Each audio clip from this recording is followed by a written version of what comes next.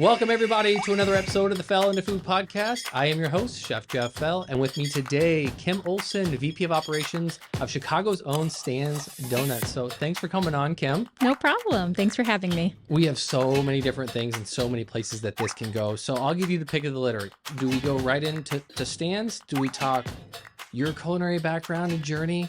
Which one you want to go with? I think we should start with my journey because Okay. it will end us up at Stan's. Yeah, for sure. So although she's VP of Operations, you have done a lot on the true chef culinary side. So maybe dig into how you got into it, why you got into it, and I guess what kept you here. I know we're all of us in the food industry are a little crazy. So maybe go into that. And I apologize if you're watching because you're gonna have to see me munch on donuts. She was kind enough to bring some. So I'm gonna be drinking some milk and eating some donuts. So I'm actually not going to apologize because this is going to be fun for me while I get to listen to Kim give her background. So take it away. Yeah. And when I was a kid in high school, my first quote unquote legal job was working for a private health club in the city. I say legal because I think at one point in the industry, we all work sort of under the table working for cash, but no one ever said that. That's just for fun. And so my first job at this exclusive private health club, I'm like, great. I'm a cashier on the Sun Deck. And it's a lot of fun because there's a lot of celebrities and, you know, the guys are showing me how to cook a little bit and I'm loving every element of it. And so it was just a means to an end at that point. It was just trying to get exposure, make a living and help pay bills at home. And so that was a lot of fun. And the chefs that I worked with there, everything at that health club was made from scratch. So every dressing, it was a health club. So we were doing things that weren't done before, you know, so turkey burgers, turkey meatloaf. And keep in mind, this is 25 years ago. So packaged meals to go were not really a thing. It wasn't relevant then. And we were the first doing it. And so we had a gourmet food shop. And so the chefs came and they're like, you really sort of have something special, right? So I'm like, no, I'm going to go and be a lawyer. I want to be in family law. I had a difficult childhood coming up and I really was passionate about the law situation and I wanted to help other families in my particular situation. So they were like, yeah, that's great, but you're actually just going to stay in culinary. And I was like, I don't really think so. And so I worked at that job until I graduated high school, in which I did apply to all the culinary schools because it was sort of a love-hate relationship, you know, to start being in the kitchen. Yeah. You were naturally a misfit. Like there was always some type of family dysfunction that brought you to the kitchen, which I think that so many chefs can resonate with. And so I naturally fit in with the guys and I really decided to pursue it simply out of someone telling me that I couldn't do it. And so 25 years ago, being a female in the kitchen was unheard of. You know, there were very few of us and it was tough as nails. You had to be one of the guys to fit in. So, you know, every swear word that you can imagine, whether it was Spanish or English, we said it and we did it all. And times have changed dramatically since then, right? But just to progress that career, they all encouraged me to go to culinary school. They were all very, very supportive. My executive chef was from the CIA. My executive sous chef was from Johnson & Wales. And then I had a couple of guys that had gone to school locally in Chicago and everyone's like, apply to them. And if you get in, go to CIA. You just need to go. And I was like, even the Johnson & Wales guy is telling me the CIA because the name meant something and it was meant to carry you along in your career. And so I did. I went to CIA 3 weeks after graduating high school, really immersive program, 21 months you graduate. So does that give you the 2-year or the 4-year? It gives you the 2-year associate's degree in applied science. And that's in Hyde Park, New York. And unfortunately, I went at a time that was really challenging. That year was the year of 9/11.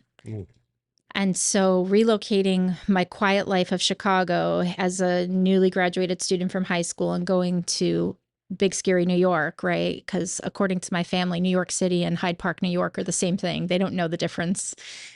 And so I did relocate there. I did the whole program and I loved it. And I was very intentional and very careful on where I chose to work thereafter. Again, I needed to work with companies that aligned with my values and really understood that we were trying to make a change for the better and making a way for female leaders in this industry.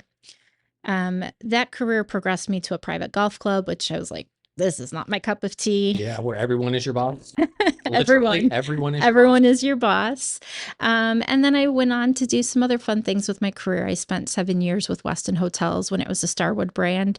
And I love that because I got to see and meet so many new people and open new hotels. And that just became such a passion project. And so from there, I really started to work with younger school age children, doing mentorship programs and visiting the White House and going to see schools that needed help building culinary programs and explaining to children why you need to taste food and taste it over and over again to get exposure. Mm.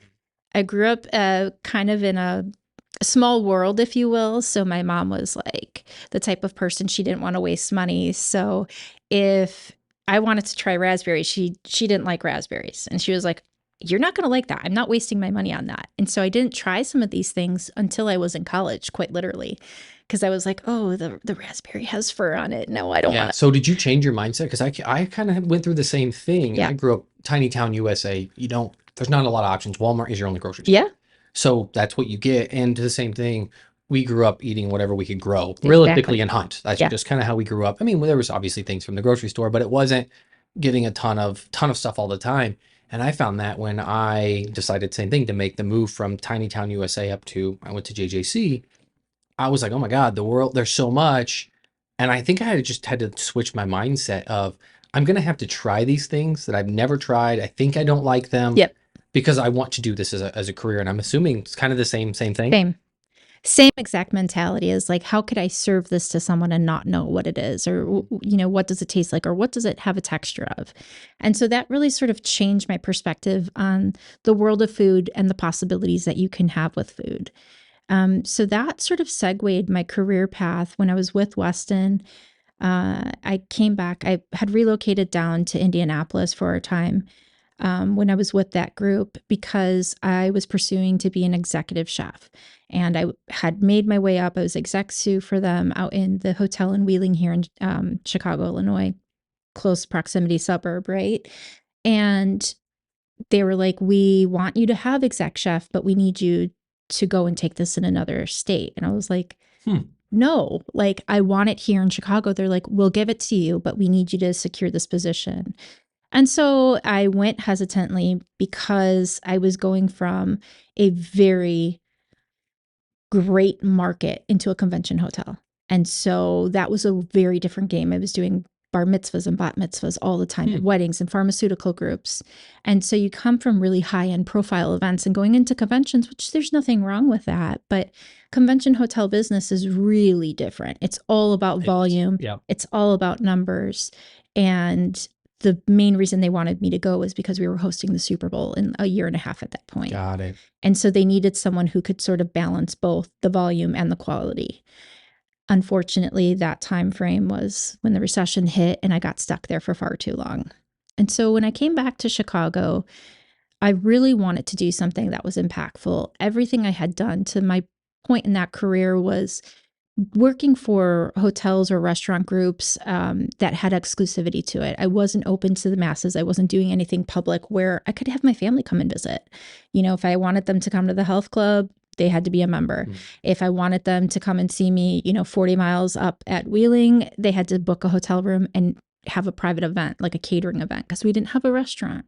And so I really wanted to do something different. So when I relocated here, I worked for the Museum of Science and Industry. Oh, that's awesome. So they were opening the first of its kind. It was a farm-to-table restaurant, which I was wildly passionate about because now this is after the point of having my career at the Westin Hotels and working with farms to schools and building those programs. I was able to go to the Museum of Science and Industry and say, I want to do something different with my career. I want to source product from local farms and build those relationships with those groups. But it's contract management. Yep. And so at that point, there was nothing really being done in that avenue to say, well, we can have procurement of you buying from a local farm because you have to be really careful about your food sources when you're serving the public and when you're serving the masses. And so that kind of trickled me into a different career path of procurement. which I was wildly in love with. Like I had always loved it. And when I was with the hotel, they said, we understand you want to pursue this as a career path, but it will be dissolved in the next few years. So don't do it with us. And I was like, well, that's kind of strange, right? Like, Really? why would it be going away? And obviously, they're the planners of the company. And so they know what's happening in the future. And so as I played with that idea at the Field Museum and I was really setting up these farm relationships, I was like, this is my true calling. This is what I love to do. And I was able to move into a sales position working for a small farm to table group here doing sales. And through those relationships, I built even further with the farmers. And that got me introduced to Rick Bayless. And so the irony there is when I was the chef, as the executive chef at the West in Indianapolis, they said, well, if you could work for any chef in the world, who would you work for? And I was like, Rick Bayless. They're like, really? And I was like, absolutely. I just had admired him from a perspective of how he treated his staff. And again, I'm modeling my career after people that I really want to make an impact. There's always those opportunities that people will come to you and say, hey, come and be on our cooking show. Come be on Chopped. Come be on, whatever next Food Network thing that's popular. And I had to steer away from those. And that was really important in my career because the opportunities were definitely there. That's super cool. But when I went through the interview process, I declined them because I could see very easily they were trying to paint me into something I wasn't. Yeah, I guess you would think it's probably more. It's all about reality. It's drama. Getting views. You look at something like Hell's Kitchen or whatever, Yes. and I don't know. I've watched some of those shows, and I can't watch them because I'm like, come on, like these people are supposed to be, decent level chefs or cooks or whatever their title is, and I'm like, come on, like how could you burn that or not know that? Like that's like 101. And I'm not Yes. saying, I'm not the greatest by any means, but I look at it and I was like, yeah, I mean, I could go on there. But then you start to realize they want those personalities. They want the wild person that's going to fly off the handle that Right. they know isn't going to win, but we need those personalities interjected in Correct. just to cause mad chaos in the kitchen. Yes. And back when these interviews were happening, again, females in the industry were pretty limited. It wasn't well known that you could be an industry leader, you couldn't be an executive chef. Those titles weren't highly recognized and they weren't popular. And so when I was interviewed for them, they're like, oh, well, do you have tattoos? No, I don't have any. Oh, well, are you married? No. Well, your boyfriend, do you have a boyfriend? Yeah. Well, he's got to hate the hours you work. I said, no, he's really supportive. Right. Mm. And so every time they would try to paint me into a corner, I was like, yeah, no, this isn't working for me. I don't want to be something because how would that carry on with any company that I was going to be looked towards? If they painted me negatively or positively, that can impact my career path. Especially nowadays. Yes. Back then, you obviously tech not near as big. Now, Oh, they look at everything you've ever everything. done 20, 30 years ago, and that would easily be on film and record. Absolutely. And so that passion project of doing the procurement that led me to Rick Bayless, and I was eventually his culinary director for 7 years, opened stores across the country from Walt Disney World to Philadelphia to finally New York City. And that was going through COVID, and that changed the world. And I think that's when I had to take a pause and really do a gut check and say, is this where I want to be anymore? And the answer was no. And it's not because I fell out of love with Rick Bayless. I still love Rick Bayless. And it was a great position to have with them and to see the company grow leaps and bounds. But after COVID, the world changed and the passion was just not there anymore. And I wanted to get back to the people side of the business, which as a culinary director, I was doing that largely so in the training programs and the development. But because of COVID, we were so extremely short staffed that it was stuck in back of house the majority of time doing development and training and recipe writing, which is all fantastic and all things I like. But with the limited contact of COVID, I really wanted to get back out and have exposure to people. And so I had the opportunity to join Stan's as director of operations. And so I did that just 2 years ago. And it was a leap of faith. I've sort of left the industry and come back in some capacity by saying, I am an executive chef of this property, or I'm doing this and I'm moving into sales, or I went from sales back into a culinary role. And so this one was wildly different because I'm no longer a chef, right? Like it's in my blood, but Mhm. in the end of the day, I'm an operator. And what does that look like? And how does it really portray who I am and who I want to be? And so I was really careful about how I came into it, because everyone's like, "Oh, well, you're a chef and you know how this should taste and you know what this should look like." That's not my job anymore. And I'm largely passionate about my employees and the people who work for me and their livelihoods and how can we make the business better. And I let the chefs do what they need to do in the creative department. And so that's where I've been now with Stan's. I started as director of ops, and 8 months later, I was promoted to vice president of operations. Wow, So, what a journey. yeah. It's incredible. What I'm noticing a lot more though are a lot of folks that do go the typical route, CIA, Johnson Wales, whatever culinary school, Mhm. do apprenticeships, do their hard time. They realize, I don't know, somewhere down the line, I don't know if I want to just keep this grind going, especially nowadays. Yes. I've talked to a lot of chefs for a lot of different companies, and they say, it's great. Like you said, they want to get back to the people. When you're in back of house all day and it's just your team, that's great. Yeah. But you're not getting that interaction with those out front as much. Whereas a lot of these chefs that are in these corporate type positions or even jumping over to operations, they get that chance. It's not the same back of house every day. It's I got to go here and I got to go there and focus on the people, which is incredible. So I want to kind of go back to procurement for just a second, because I did that during COVID. I had to learn procurement during COVID. That's not fun, in my opinion. I love it. Oh, so much. When you did procurement, was it more just on because there's so many facets to procurement. Yeah. And what I always try to understand is, was it just about, I did a ton of data analytics, which at the end of the day, just that's not no, like I'm good at it, but sitting behind a computer all day every day, no, I need to be out and talk to people, hence Mhm. creating a podcast so I can just talk to people, Yeah. get the creative outlet. And so when you did procurement, was it more of especially on the farm to table, was it just building the relationships? Did you have to kind of do everything? Did you have data analytics support? What was your kind of role with on the procurement side? So it was largely finding the purveyors that can work for us and that had the safety rules and regulations in place. Because whether I was sourcing for the museum or sourcing for Rick Bayless, we were both working in a dynamic field where you were exposing the highest risk populations. So you needed to ensure that, the farmer that you were working with wasn't breaking cold chain or anything like that. So it was really about going out to find those farmers, and he had some existing relationships set up already. So I went out and interviewed with them and made sure that they were still following protocols. But it was the ability to really align them and have a strategy to say, we're growing and we need to know that you can grow with us. And that was how the relationships formed, and looking into the contacts that I was able to build year after year and really saying, like, okay, this cheese manufacturer has had several hiccups. Why is that happening? Going to visit their plant, looking at my production, looking at the data and saying, I use 1,000 pounds of cheese this week, and I will do that for 6 consecutive weeks, but then I drop off to 200 pounds. Are you able to fluctuate your business that way? Does it need to be static? How can I help from a distributor perspective?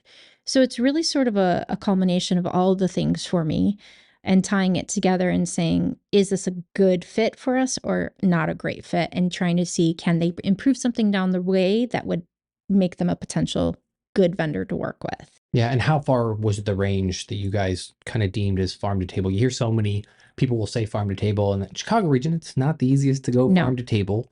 Um, so a lot of it will kind of stretch it and say, oh, 300 miles, which yes, I mean, in the grand scheme of thing of the United States, that's Yeah. local. But what were you looking for? In that particular time, it was any state that touched Illinois. Okay. So basically, those surrounding states we were able to procure from.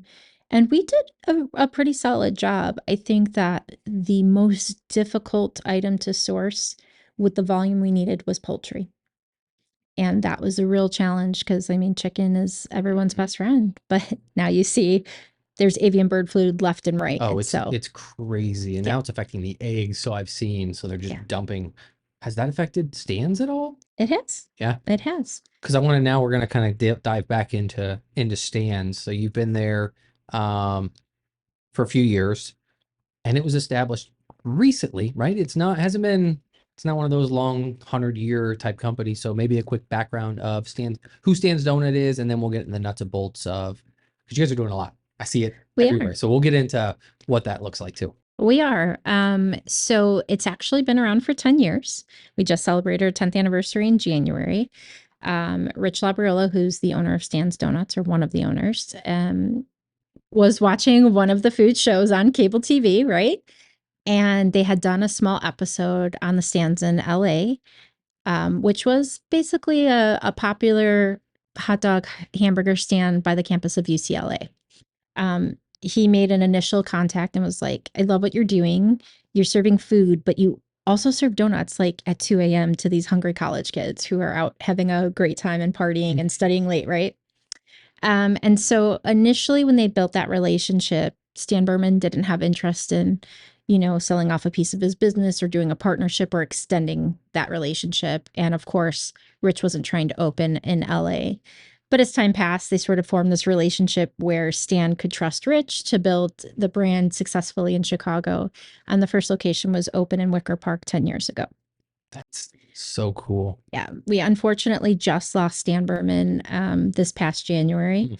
So it was bittersweet. It was literally just 2 days before the 10th anniversary. So Little dagger, right? yeah, But yes, you get to but celebrate, right? Though into the 10 years, you can now we celebrate celebrated. kind of how it all started and how it's brought everyone together. So you all have physical stores, Yep. and I did want to touch because now I go to Costco, see Costco, Jewel. I'm like, they're everywhere. I'm like, Juan, they're everywhere. And I even give feedback because it's so funny. I'll be like, hey, because I know that his wife also working for you all, and I'm like, hey, give some feedback because the what was it? I got some donuts or bread, and it was like not even 2 days, and it started to mold. Something happened, Yeah. and I was like, it said it was produced literally like today. I was like, that doesn't make any sense, and it was kind of funny because if facto, it came back, and they're like, they found out that something wasn't happening right, and it was causing it to break down faster, and I was like, huh, that's kind of funny that I told you that, and now, sure enough, it's being changed. So you got the physical stores. How many? How many are you up to? We have 17 owned and operated. Wow. And are they all under one umbrella? Or are they independent operators? They're all under the Doughboy Restaurant Group. Okay, Doughboy Restaurant Group. So then you're selling donuts all day. Well, what are the hours? I guess I should ask first. The majority of our brick and mortar stores, we are open from 6 a.m. until 8 p.m. Now, a handful of stores do close at 7 p.m. One store might open at 7 a.m. But generally speaking, it's 6 a.m. to 8 p.m. And that's a new change for us. We have those 17 owned and operated stores. And then we have a partnership that we do with Mariano's and the Museum of Science and Industry.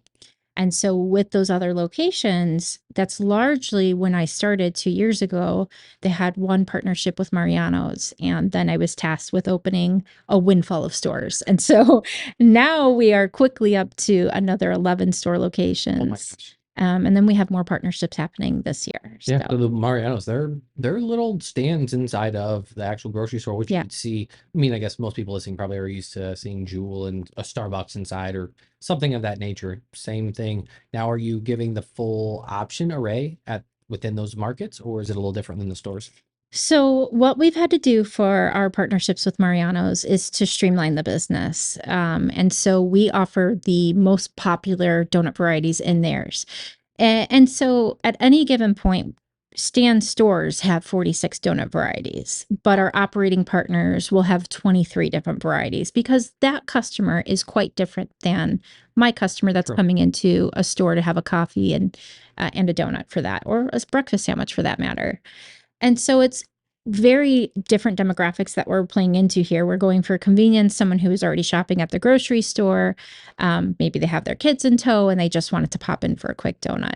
So they didn't need the variety that we had at our store locations. And the variety is sometimes the worst of what we can offer.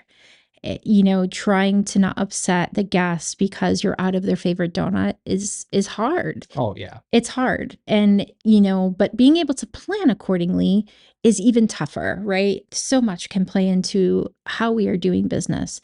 The weather, whether it's a convention in town, maybe somebody had a large pre-order because that's the world we live in now after COVID. Everybody's ordering online. And they take out your favorite donut. So your favorite donut is the Le Stand donut, right? Oh yeah, for sure. I've got that right. if you went into the store at 2 in the afternoon, those donuts may not be there, especially if it's a weekend. Oh my God. It's so good. I'm going to zoom in on this for people. Explain what the Listan is, So because it is not your typical donut. no, the Listan is a laminated croissant donut that's been fried, and it has a vanilla pastry cream on the inside.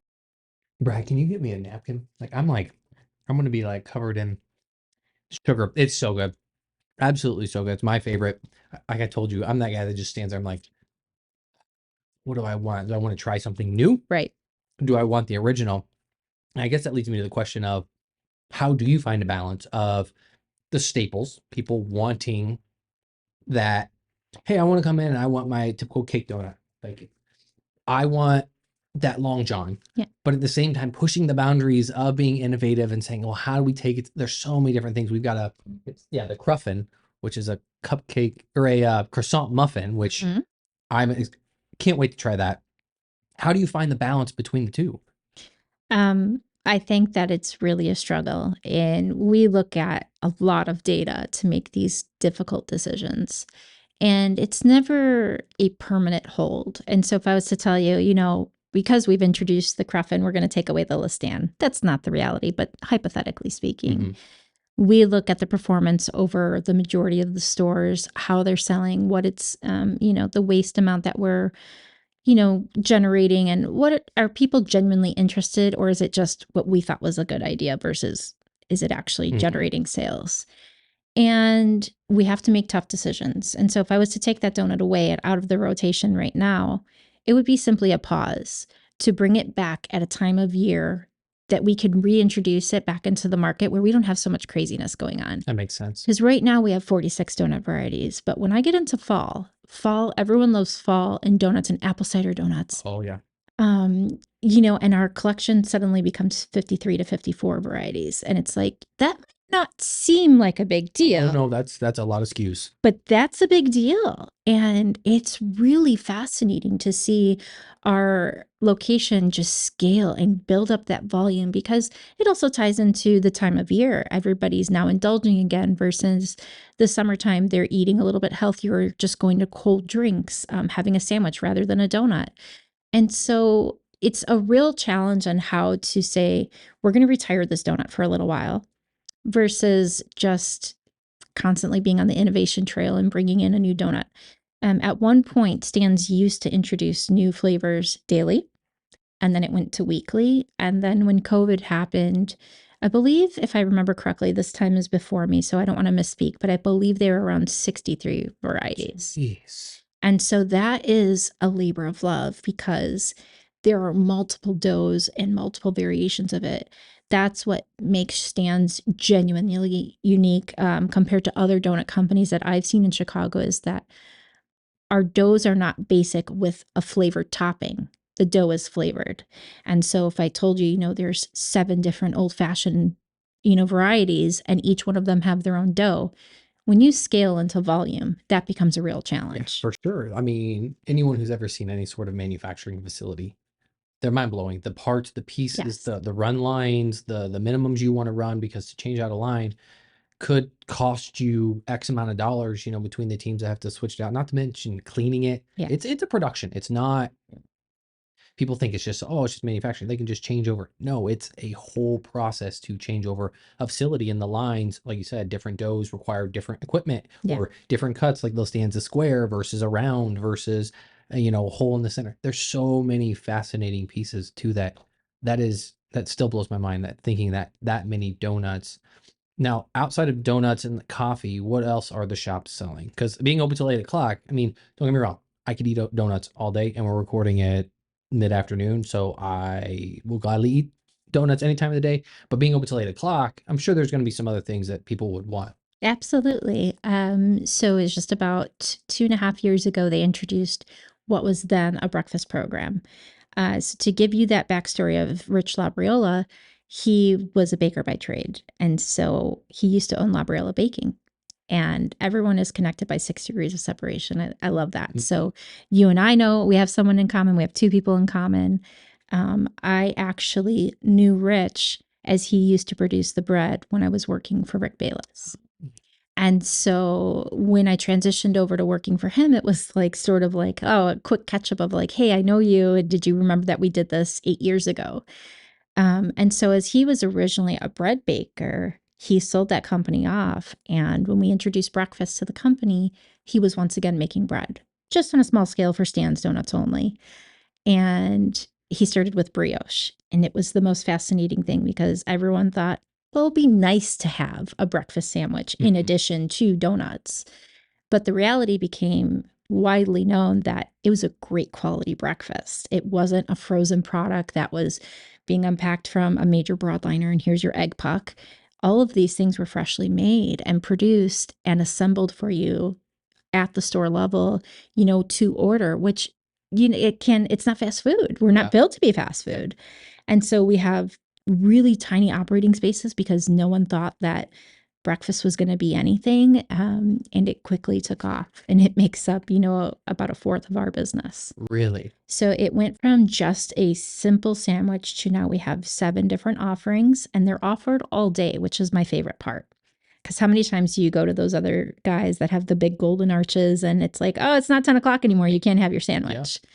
And I'm a breakfast for dinner kind of person anyways. So to get one of our great offerings any time of day is amazing.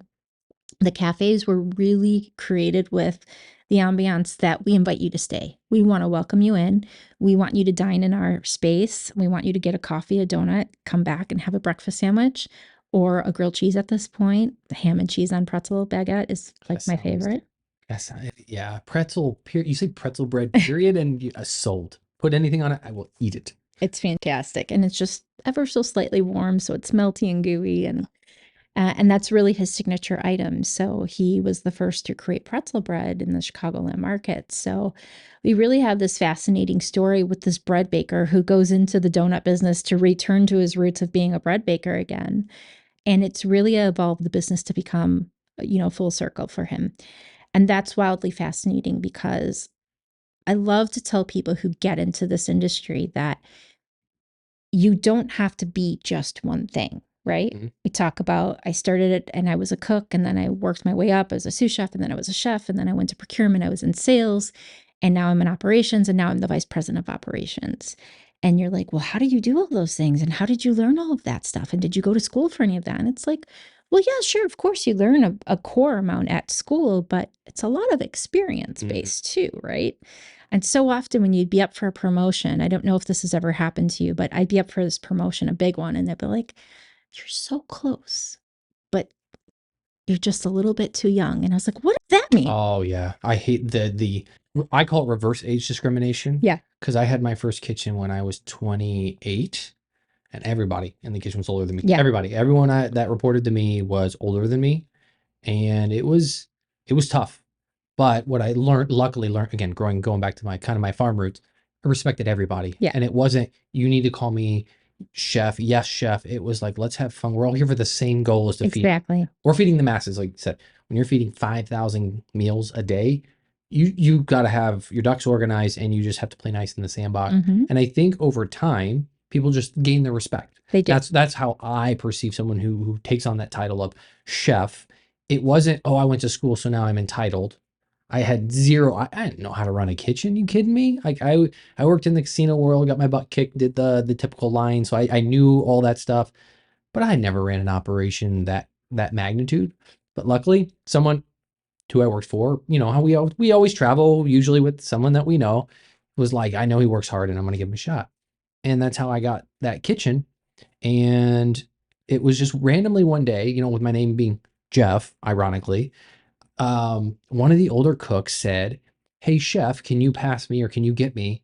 And I had to like stop and I was like, I think that's what they said, but maybe they just said my name. And I didn't think anything else of it. And then as I fast forward now, many years past, I kind of look back and I go, I think that's the time that I actually got the stripes and people respected me to call me that. And again, to today, it's like, if you want to call that great, I don't care either way. Right. That's my background, but that's not that's not what defines who I am. Mhm. And to your point, there's so many things that you can do in this industry with the kind of background. And it's great to diversify. I love people who are inquisitive and are always asking questions and what about this and what about that? And it leads you to some of these really cool jobs that you otherwise wouldn't be, because you're pigeonholed of, nope, I got to go the route of, I have to become a sous chef and then an executive sous chef, and then I'll become an executive chef. And I don't know about you, but I had that same fire in my belly when I was told, you need to be in a position like this for 10 years in order to be Yeah, even a sous chef at a magnitude of this type of place.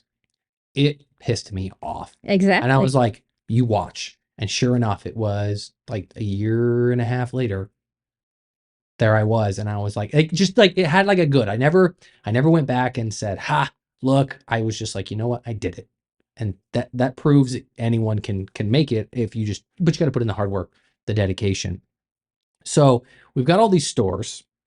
Then I happen to be roaming the aisles of Jewel and I see a Stan's donut box and I'm like, oh my God, now they're in the stores. Now I can get donuts anytime. And then I'm magically at Costco and boop, there Stan's again. So what's it like getting into that side of the business? I have no inkling. Grocery stores have always fascinated me, Mhm. and I've always wanted to know more about just the grocery store, but that's to me almost, I don't want to say it's secret world, but it feels like it's its own world that It unless you is. kind of like get in it. So maybe talk about what it's like getting into those type of places, logistical challenges. I'm assuming your procurement background had something to do with helping that happen.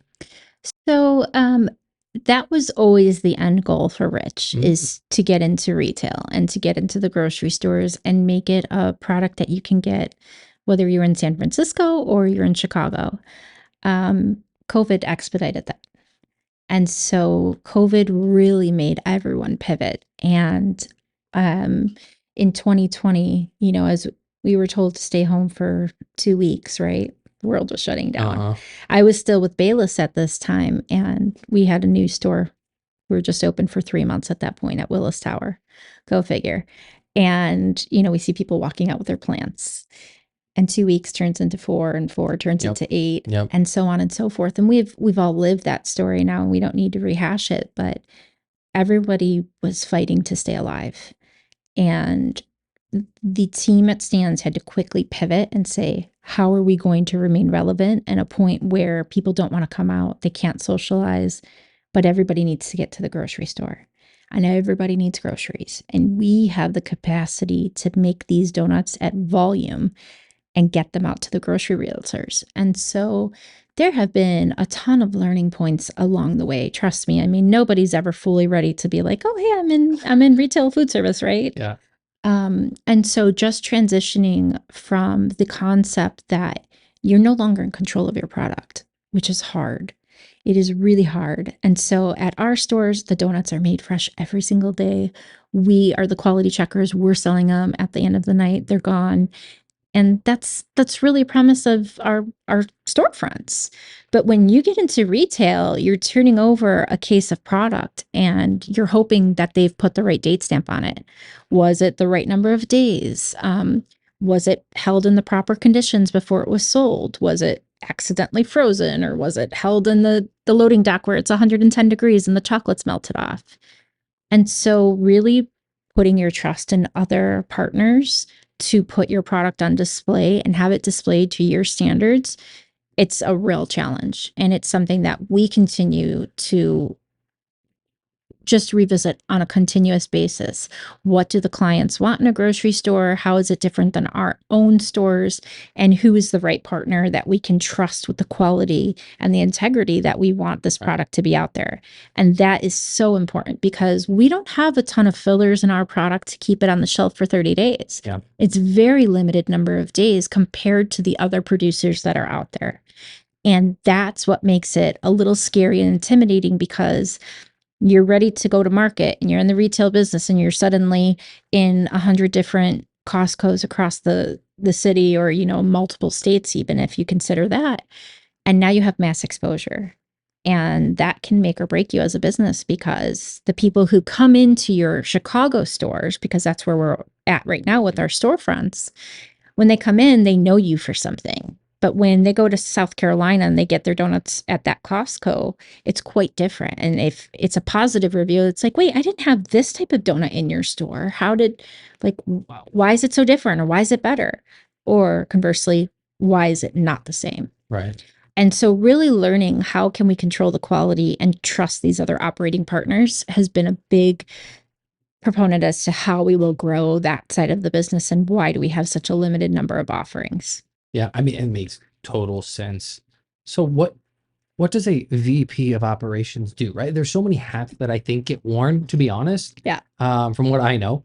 But what does a typical day in Kim's life look like? I'm sure that they're all different to a degree, but really what's kind of that pinnacle? Like I got to focus on these things today, or does it just truly just constantly jump around? I will say that this is not a traditional vice president job. It is something that takes a lot of organization. Not saying that any other vice president job doesn't, but we're still sort of in that gray area. We're not quite a small company anymore because we have 31 locations, Yep, right? yep. But we're not quite a big company that we have this major corporate infrastructure, that we have 25 people on corporate that can help. If I'm not feeling well and I need to take the day off, well, it's not quite set up that there's 12 other people to step into my place and do the things I need to do. Now, we've introduced a bit more structure in the past 2 years, but it is still a wild goose chase most days putting out fires. Yeah. And for the better part of a year, I would say there was a lot of employee turnover, staffing issues, and just trying to get them to come to these new terms because many people who had worked through COVID knew one version of the brand. And through that evolution of, I guess we'll say postpartum COVID. I don't know what part of COVID. That's a good term. Maybe we're in the middle, maybe we're on the end. I'm not sure where we are, but I don't want it to come back. So I don't Yeah. want to jinx it. So here's some wood.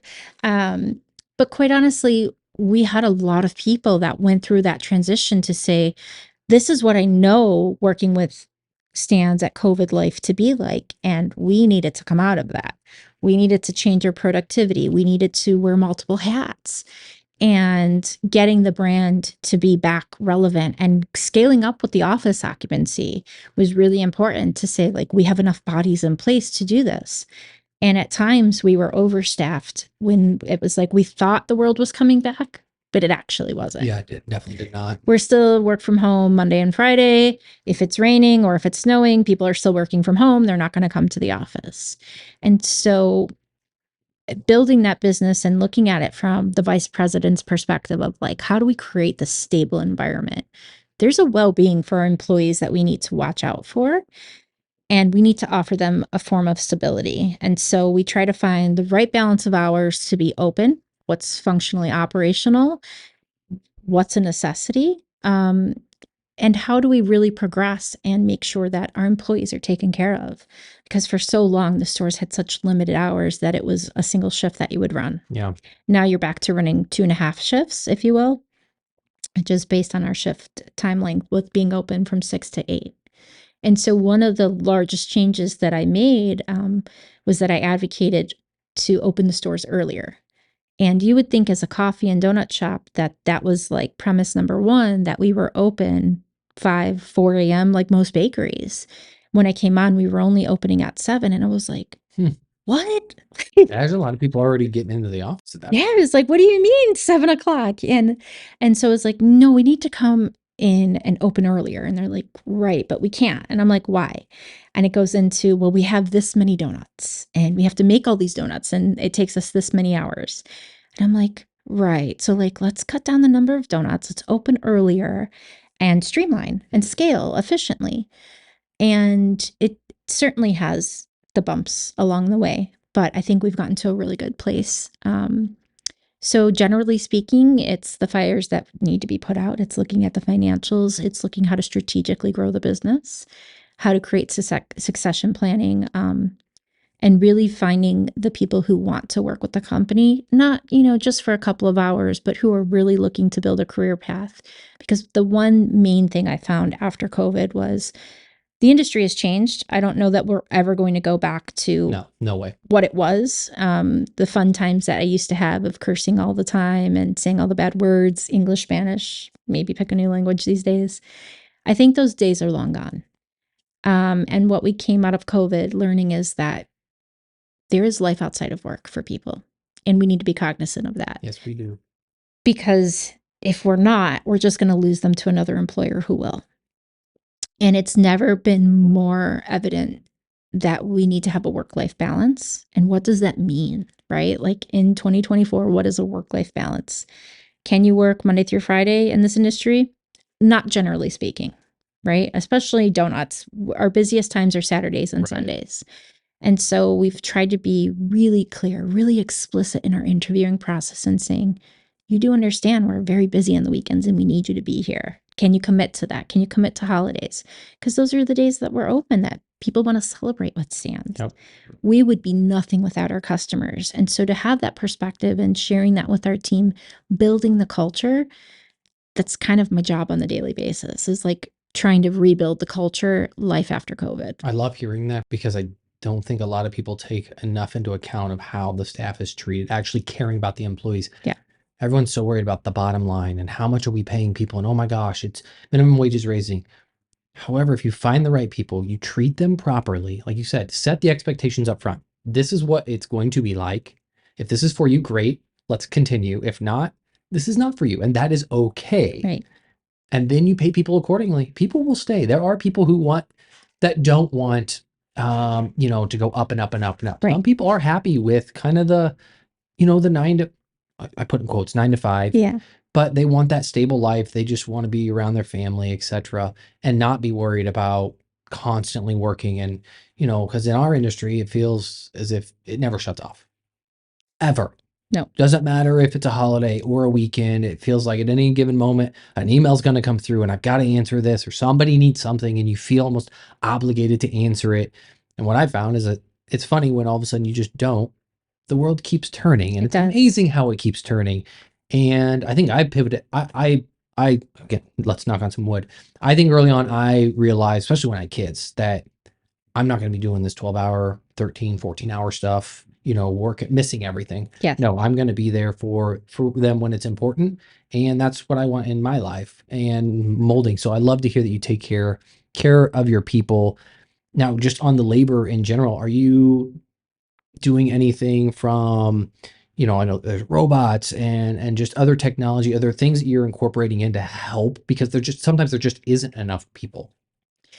So I think that's a wild concept to play with. If you would have asked me 10 years ago if we would be considering any type of robot, the answer would be absolutely not, right? And that's as a chef, right? And so I think that's really interesting to see where the industry was to where it is today, from the most basic things of chopping an onion. It comes in pre-chopped now. Yeah. Because there's not enough labor, there's not enough workforce.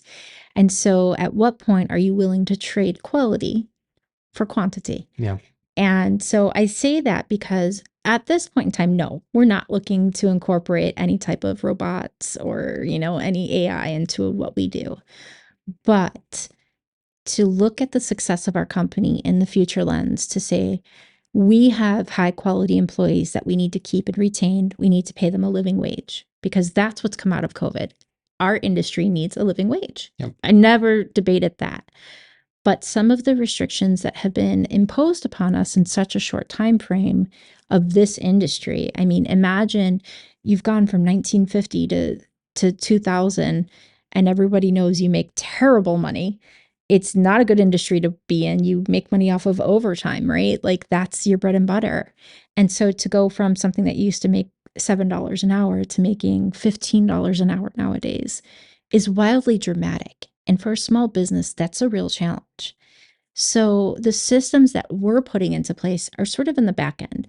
That's not exactly affecting the number of employees we would hire, but it's trying to streamline our business in other ways, looking at waste reduction, which is so important. Yes, if I have 46 different donut varieties and I forecast it the wrong way, Yeah. it's going to be a problem. Yep. And throwing away 46 donuts, multiply by 2, 3, 4, that's rough. And so we have systems that are technology based. We're using an online aggregator to sort of group our orders together and really to start looking at our volumes and our production so we can get ahead of the curve. And so our next big holiday coming up is Mother's Day. And Mother's Day at Stan's Donuts is unlike anything I've done in the industry. Now, I'm a mom. I love donuts. Never did I put the two together on Mother's Day. Never. I mean, I always worked on Mother's Day. It was Mother's Day brunch, right? Right. And I had children. I have a daughter who's 7 now and a son who's 6. I still don't think I've put donuts and moms together. It is wildly fascinating to see what happens and how it happens at Stan's on Mother's Day. The number of people that come in, and you're not coming in for 1 or 2 donuts, you're coming in for dozens of donuts. Yep. And so if we can do anything to this industry and to set the precedent for the future, is that pre-order, because that allows me to guarantee I have your favorite donut. Right. And that changes the way we operate as a business. How do I do this successfully, making you happy as a client, as a guest, because you are my livelihood for this business. But then to be forward thinking, to say, I have enough staff to accommodate this number of orders that's on. That's really the technology we're incorporating into our business. So it's back-end data analytics rather than customer facing. Yeah. And so a lot of people are hesitant, it's a bakery, it's a donut shop. Why do I want to pre-order my donuts? Why would I do that? Well, we need to get them to understand from a consumer standpoint that production is limited. We can only do so much. And if you really want your Listan donut, you're going to have to pre-order it so we don't run out and you're not unhappy. We don't want to lose you to the competition, but we also have to remain profitable. And that is where we need to find the balance between the number of donuts we have, the most popular, the least popular, retiring a favorite right now and bringing it back so there's some excitement down the road. It's really trying to find a balance between all of it and not pushing it too far, too fast. Yeah. Are you seeing more pre-orders and online nowadays than ever before? I would think. I don't know how you get people to understand. It's almost like punchkis. Yeah. Everyone knows when punchkis come around. Yep. You have to usually get them a couple days in advance. You just do, because it's very limited time around Fat Tuesday, and you can get them. Yes, the stores may have, but they say it's bold and blunt. What we've got is what we got. If you want more, you need to pre-order, and it's kind of the same thing. But what percentage would you think is that online versus just stop in? Maybe it doesn't have to be the onesie twosie, but that large. The larger ones, I would say we're probably successfully at 20%. Okay. I mean, and you have to look at this business as, a hand of wild cards. You can randomly get an order for 12 dozen donuts. And you're like, well, that's no big deal, right? But for some stores, that could be a third of their inventory, because on a normal Tuesday, we would sell 400 donuts at that store. Yeah. And all of a sudden, it's administrative professional day and somebody dropped the ball and forgot to order the donuts. And so they go to the store and they get the 12 dozen. And it's like, great, we're going to take the sale. Absolutely. But now for that customer that comes in every day at 2 p.m., their experience is quite different. Right. And so we really need to get people to understand that, yeah, of course, we're here to accommodate you. We're a bakery and a donut shop, and we sell your coffee all day long, and we have your refreshers too. But truthfully, what can we do to be proactive in this together? Because small businesses are eroding at a rapid rate. Oh yeah, it's just between wage compression, like you said, the labor issues, like you said, forecasting, product sourcing, costs have gone up, and it doesn't feel like they've really kind of came back down to earth like everything else. Feels like a lot of suppliers have been like, we can kind of keep it, and here's the new bottom benchmark, and then we'll continue to do a 3% off of this new baseline. It's like, wait, you didn't come down to earth like everyone else did, and it shouldn't cost. But in some industries, I could see where it didn't come down because of labor issues. Others, I think that there should be some room, but who am I? I don't know everything. Let's jump in the weeds. Kitchen quote. If your kitchen had a motto, what would it be? Do the right thing, even if no one's watching. I love it. Integrity.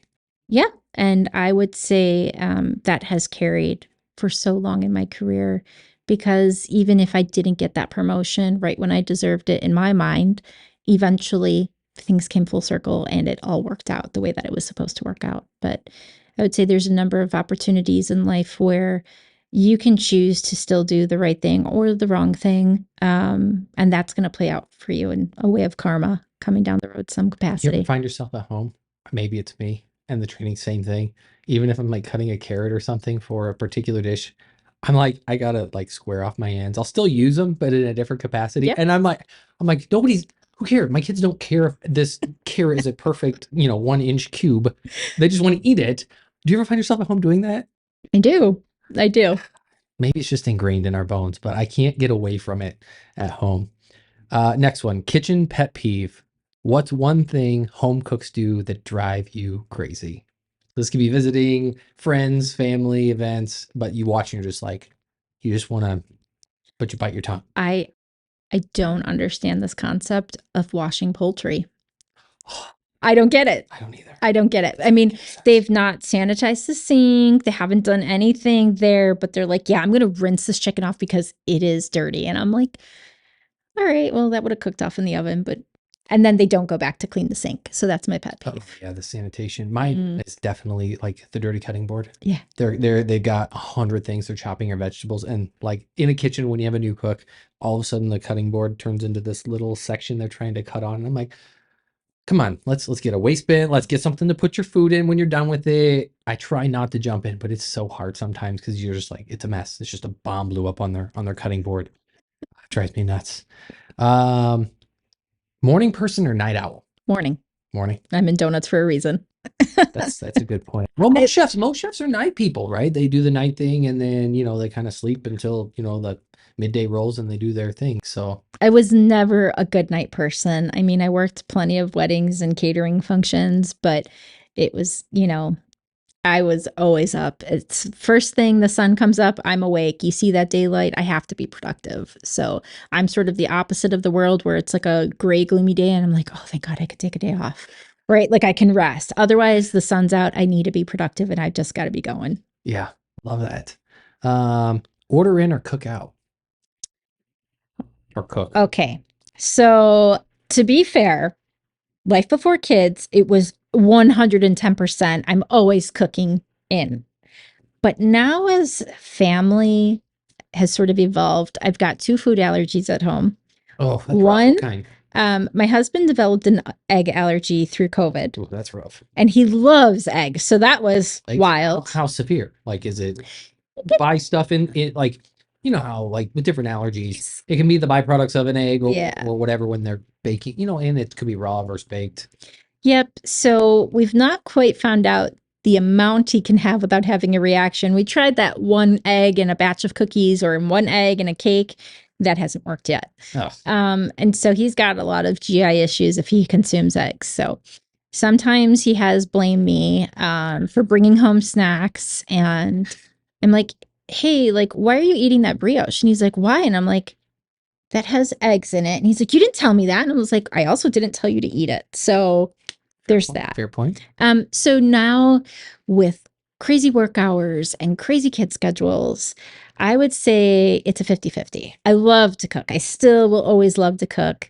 I love getting my kids in the weeds with me and just making a mess and making a lot of memories that way. But sometimes for, lack of time. Oh, yeah, there's Convenience. You get home and I don't want to cook. I don't want to do anything. I just want food to be ready, especially when you're around, even just if it's just donuts. When you're around food all day, it's misconception. Everyone thinks that spouses of chefs eat like these king and queens and that we cook fine dining meals. It's like, no, frozen pizzas, hot dogs, corn dogs, chicken nuggets. Like the air fryer is my best friend. I love the air fryer. I use it every night. Love I swear every night, whether that be French fries, sweet potato fries, the chicken, the corn, everything goes in the air fryer. Everything. Best friend. Last one. Any food that you absolutely refuse to eat? No, I don't have a refusal. No. Okay, what's the biggest dislike then? Where you're just like, all right, I'll eat it, but reluctantly. All right. Reluctantly, I would eat canned tuna. I don't know. There's something about it just being in a can just makes me. It smells like cat food. It does smell like cat food. I can't get over that smell. Like it's just like a sort of a gag reflex. It's like, oh, I don't want to eat that. Like I can't smell it and say, oh yeah, that smells so good. I want to have it. No, it's not there for me. People like tuna salad. I'm like, no, pass. If it's not just raw or seared, no, Mhm. not for me. Those are all my in the weeds questions. Where do folks go to learn more about you, about Stan's Donuts? Stansdonuts.com. Stansdonuts.com. Or stop into any of our locations. I float every single day, so I'm always in a store. I don't have an office. The stores are my office, and I love to chat with people. A lot of times I am just undercover and I'm working the line and I'm helping a customer and they're like, "Oh, could you please tell those people to bring back the salted caramel old fashioned?" I'm like, "Yeah, I am those people."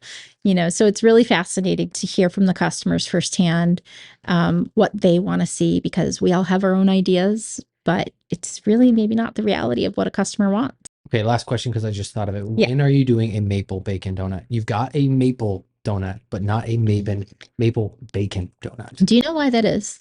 No, I'm very curious because that is my ultimate. Like, if the place has bacon, I'm going for it because I love bacon. So, if you're lucky enough and someone is nice enough to you, you can come and visit us Father's Day weekend. Okay, so there's your hint. Okay. But honestly, if you go to any of our store locations and ask them to add it, they will add it for a maple donut. So we can't produce those at scale because our facility that we produce at, we're not allowed to have raw animal products. Huh. So we can't legally produce those. So everything we do has to be produced at our store levels, which, can be a little bit challenging depending on day of the week it is. I love it. There you go. That's the restaurant hack. Every place has got it. That's the hack. You go into the store and ask them to add that bacon to the donut. I bet it's life-changing, especially because it's real fresh bacon, not just some bagged, frozen, cheap stuff. Can I have you try the Cruffin? Yeah. Because I'd like to see how you eat the Cruffin. I was gonna not force the people to have to listen to me munch on this if you're listening and watch me eat, but I'm not gonna say no by any means. Oh my God, look at this. So that's largely based on the Hougaman, where you've got the layers of sugar and the croissant dough sort of layered in between each other. So you're going for it. You're biting it from the top. I love it. Oh, I'm going for the cream. Okay, so Brad's just dying back here to make a mess of myself. Now I know do you what he means. Seinfeld? No. Okay. I know Seinfeld, but never really watched it. So there's the muffin top episode, and Elaine tries to make a bunch of the muffin tops, and then she's throwing away the stumps. I am the stump person. I won't eat the top. Like the top's my favorite. Rip it off, and then I'm eating all the crystallized sugar on the bottom. It's so delicious. So I need to know, does that replace your favorite Listan? No, it doesn't. Really? It doesn't replace my Listan. Okay. No. All right, fair. I get what Juan was saying when he says it's light and airy, but it's still dense. Which it's a concept that you're just like, it's hard until you eat it. Don't get me wrong, this is delicious. As I've only eaten, most of the top. Does it replace my favorite? No. This guy right here, I don't know if it'll ever. Oh my God. People, if you're watching and you can see this, you have to go to Stan's Donuts, period. Get their donuts.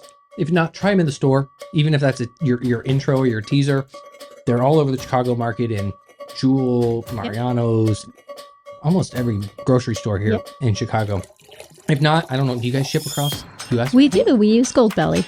So there you go. And you can even get them shipped across the country. So get yourself some donuts, okay, from Stan's Donuts. Kim, thank you so much. Thank you. And I appreciate you bringing the donuts. So apologies to all those listening and watching and having to hear me eat these things. But until next time, we'll catch you on the sunny side.